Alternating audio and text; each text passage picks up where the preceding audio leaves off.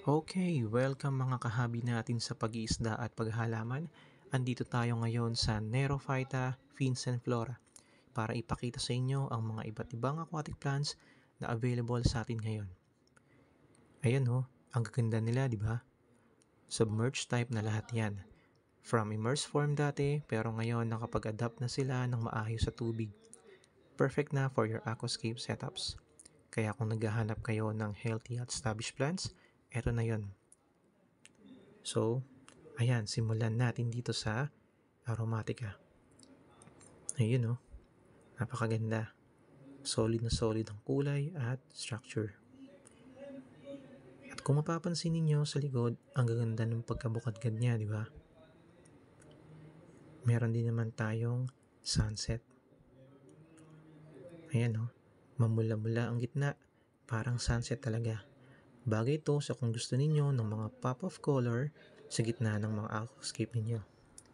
Ito naman ang Karimbosa. Perfecto para sa mga may malalaking tanks kasi medyo malalapad ang dahon. Ang presence niya, grabe, nakakabuhay ng layout.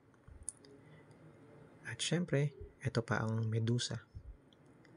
Para rin siyang Valisneria, pero medyo mabukadgad siya. Kaya kung gusto ninyo ng kakaibang texture sa background, ito yung hanap nyo.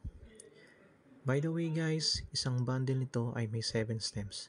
Sulit na sulit, di ba? At ngayon, naka-promo tayo. 3 bundles for 100 pesos only.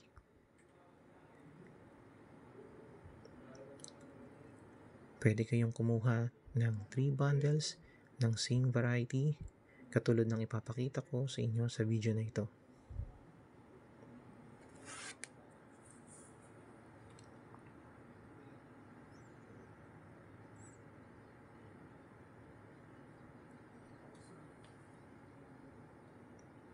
Ayan ho, at may ugat pa.